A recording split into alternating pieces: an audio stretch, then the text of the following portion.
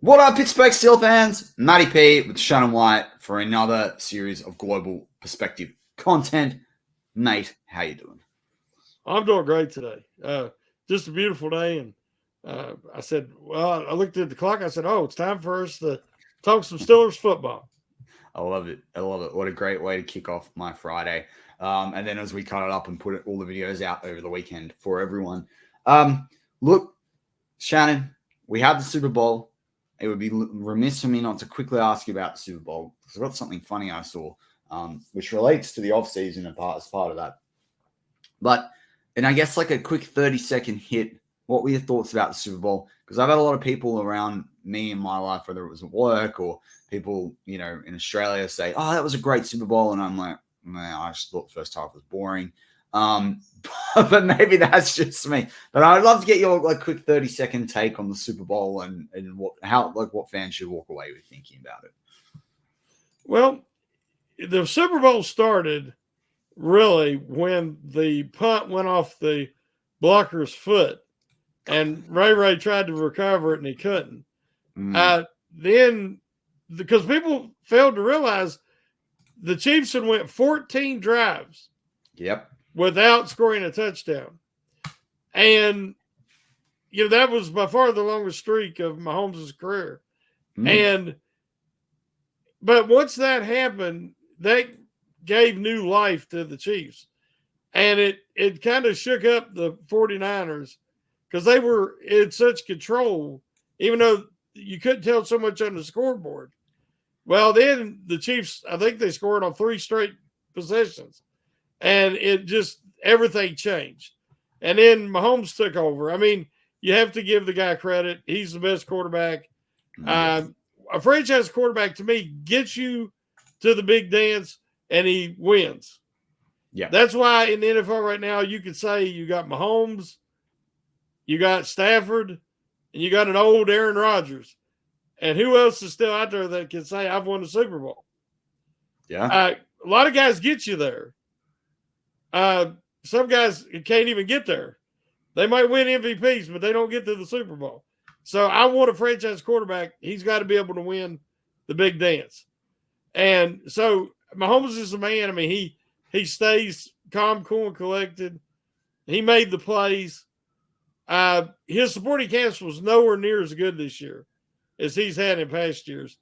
Yeah. But they still had excellent coaching, a really good defense, and they had Mahomes.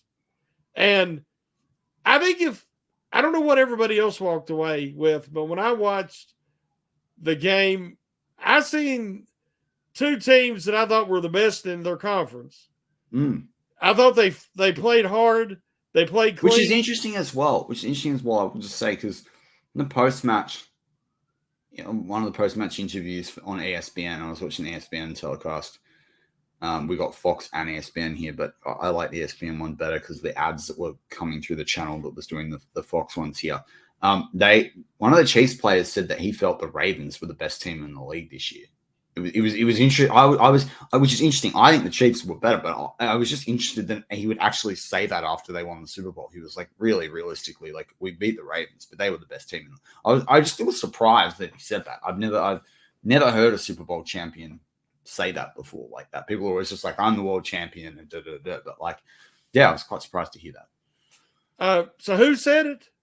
I want to say it was Chris Jones, but I might be being wrong there. Chris Jones said that the Ravens were better than them. Yeah. Said they were the best team in the league. Well, I think what it is we have a lot of nobody's scared of the Ravens. No. I mean, the Ravens, a lot of teams, they love to talk about, oh, the Ravens are so good. The Ravens are so good.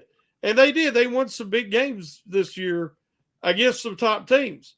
But they don't win the big games. Yeah, and they don't look. Lamar Jackson beat the Pittsburgh Steelers. Yeah, Lamar Jackson does not win the big game. And until he proves he can, I'm going to assume he can't. Patrick Mahomes can. So when you put those 2 teams together, if you ask me, the Chiefs are better coached. They play cleaner football. And that's why they won, along with Patrick Mahomes. So I disagree with Chris Jones, but I think the Ravens were a lot like the Browns this year. I think that they were overrated in ways. So do I. You Uh, don't play the game against this Pittsburgh Steelers team and like in the way that they played, particularly the first home game. Like,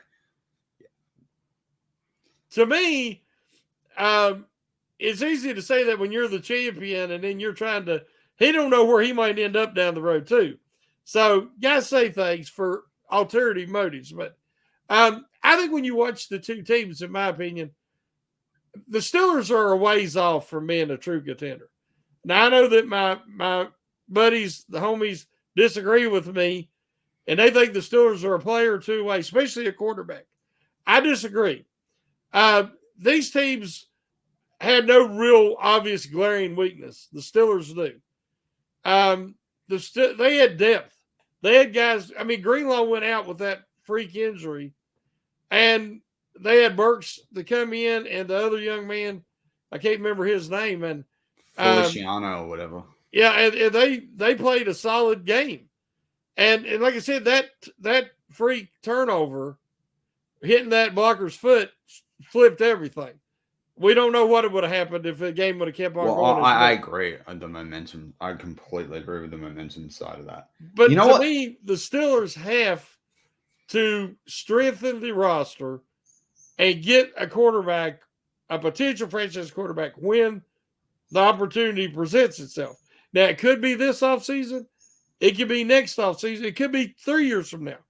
But regardless, they have to strengthen both sides of the ball, because you either win with a franchise quarterback or you win with an elite roster. And you say, well, no, it's always a franchise quarterback. That's not true. The Raiders won Super Bowls without an elite quarterback. It was the Redskins back then. They won without an elite quarterback. But the Tampa Bay Buccaneers won without an elite quarterback. The first one was Brad Johnson, an undrafted free agent. The Ravens won with Trent Dilfer. So there is two ways to do it. It's just easier if you got the franchise quarterback. The problem is you can't find that guy. That's the hardest thing to do in sports. And in honesty, by my definition, we've got Mahomes, and then you got everybody else right now. Yeah, and I think it's interesting because I want to bring one thing, but I think it's interesting what you said there too, because there are a lot of franchise quarterbacks that play in the Super Bowl and they don't actually play that well in the Super Bowl, or the other team shuts them down and you got to find another way to win. Yeah. Right? Like even Ben in 05, like you go back and watch that, it's not like Ben didn't have his best game ever in that Super Bowl. He played, like there were some plays that he absolutely nailed. I'm not criticizing his play in the Super Bowl. I'm just saying that. Like, but it wasn't built around him. But that's right. But that's right. Yeah. And so it's interesting because I heard something. I mean, everyone knows that's ever listened to me for any period of time knows that I'm a big fan of Daniel Jeremiah and Bucky Brooks. I love their perspective on things. Sometimes I think they're 2 or 3 years ahead of everyone. They're probably what sent my NFL fandom inside out. I've listened to Move the Sticks since since their first 100 episodes. They've done over 1,000. It's been over a decade. Like I think I've been listening to them. I worked out the other day for 11 or 12 years, right? And they said something very interesting the other day, and we talk about it in Australian sport in the rugbies about having a spine, right? Where there's certain 3 or 4 positions in rugby union and rugby league, they're slightly different, and there's a spine of a team. And if you've got those 3 or 4 positions filled, you're hunky-dory, right? Like you're going to win at least half your games. And they talked about the spine. They looked at the spine of the Chiefs, and they looked at the spine of the Patriots, right? Because they're looking at the dynasties that have sort of developed over the last 20 years. Franchise quarterback. Now, I mean, we're also about Mahomes and Brady that are going down in the books as some of the best ever. A top quality tight end. So when we look at Kelsey and you look at Gronk, and a kicker. But every team has and Butker is a very good kicker. So oh, you can't hear me? I had my mute on. It was me. I had my mute on. But you got to say head coach. Yeah. Can you hear me? Can you hear me now? I can hear. It's just not coming through the right thing. How about now? Talk now. Can you hear me? Keep going.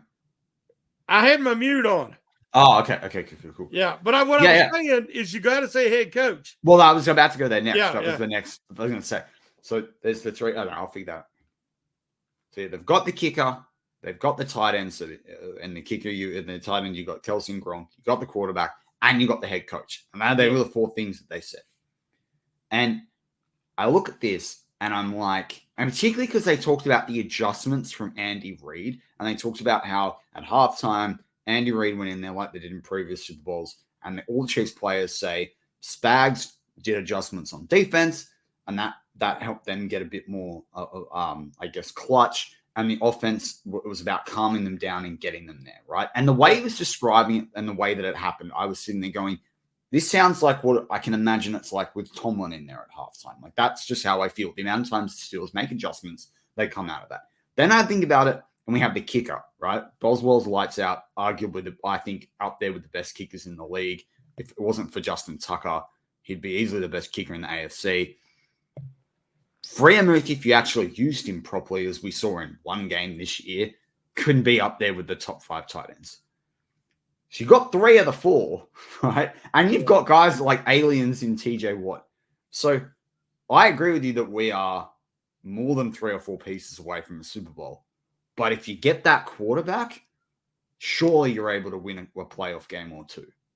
And that's the interesting piece for me, because Boswell's going to be there for at least another 2 seasons. They'll find a way to keep him. He's a kicker. He doesn't matter really how old he gets for the next 3 or 4 years. They're going to have to re-sign Pat, and I think they're going to have to pay Pat a bit extra because I sometimes wonder why he'd bother staying. Tomlin's obviously going to be there. So if you can figure out quarterback in the next 2 seasons, you're at least going to go somewhere in the playoffs. My problem with that is I agree that you have to have the foundation. To me, the head coach quarterback combination is so vital. Oh, yeah. But you have some coaches that are offensive minded and some are defensive minded. Like Belichick's defensive minded. Andy Reid's obviously offensive minded. I don't know if I could put Tomlin in that category yet. Because when he won the Super Bowl, and even when he got there and lost, he had the franchise quarterback. He had everything down the line. But he hasn't been able to duplicate that since then, even when he had the franchise quarterback and he had the Heath Miller and he had the because you have to have the defense in there as well. Yeah. And that foundation, nowhere does they say defense. Well, we watched the Killer Bees. They were probably the most explosive offensive unit in football, but they did not have a defense. That brings in the GM. But I would argue GM as well, has got to be willing to make the necessary moves to not have glaring weaknesses.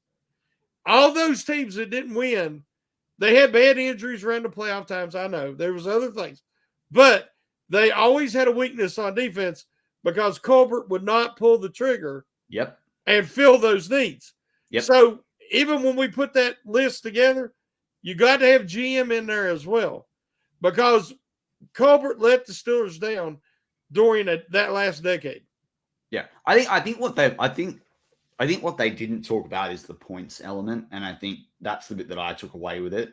Like, because the tight end will help you particularly on 3rd down. You have a clutch kicker. Like, if you're missing kicks, if you're missing extra points, or you're not able to capitalize on field position and kick a field goal, and you don't have a quarterback that can extend plays, or as you say, win in the clutch and win in the playoffs and win you the big games, then you got it's going to be a hard time. Like, at that point, you're rolling the dice a little bit. So I think that was kind of the thing that wasn't said with it. But I also want to pick up one thing, and then I know there's a few other things I want to talk about in the content we give to everyone over this weekend coming. But I think the other thing that sort of stands out to me a little bit is everyone talks about what Spags did. Like, if you after the game, everyone Spags this and Spags that and Spags this and Spags that.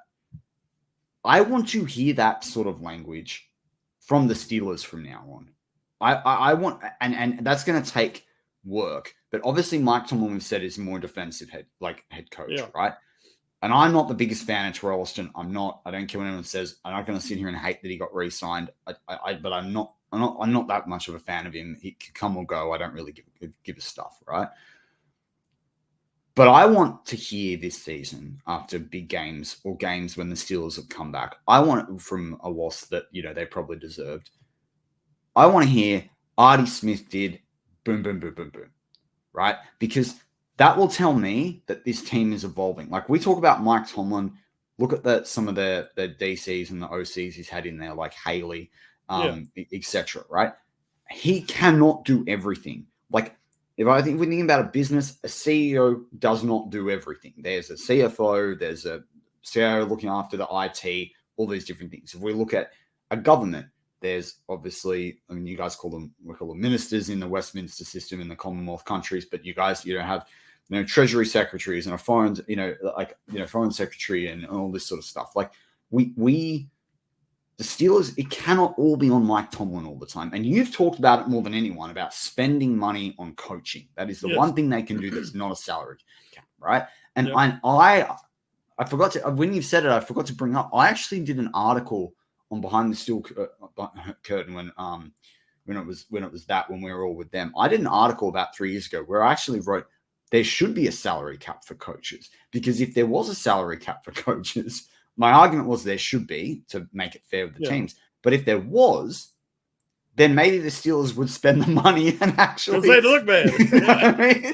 Right? So I think I think the whole thing's interesting. I think it goes to the crux of it is like, can the Steelers evolve with these trends of being able to score points? And I guess more my point was that I feel like we have the spine almost there, right? Obviously, we're missing the most important part of the spine, I think, right now. And I think we've got a GM that's like, if we add GM to the spine, I think we've got a better GM with Khan and Waddle. Yeah, Khan and Waddle, right? I call them the dual GM. So I think you talked about that recently, right? So I love that. I'm just like, figure out quarterback. I also think that it is very, very interesting to hear people talk about. Actually, I'll say that I'll say what I was about to say for a draft thing. But I do want to say one more thing. Yeah. About the Super Bowl. Yep. And I seen this and it kind of blew my mind. The Chiefs have won 3 Super Bowls with Mahomes. Yeah. They've never had an offensive holding penalty in a Super Bowl. That's wild, because there were two on Trent Williams in a very short space of time that destroyed that. If you actually go look at the momentum of the game, destroyed a really important drive for San Francisco. Oh, it definitely did. But what I'm saying is, how can you go 3 Super Bowls and not have one offensive holding penalty? I mean, is it that their offensive line is that well coached, or I just thought that was incredible. I mean, you'll see statistics after the fact, and I just thought that blew my mind. I didn't know if you'd seen that. Well, the Steelers, I hadn't, but the Steelers won a bunch of games despite having less yards. So, I mean, but I was like, wow, that's something. I mean, their line was good, and they played a solid game. But man, because the old saying, you can call a hold on every play. And we seem to kind of swallow the whistle when it comes to the Chiefs. Yeah.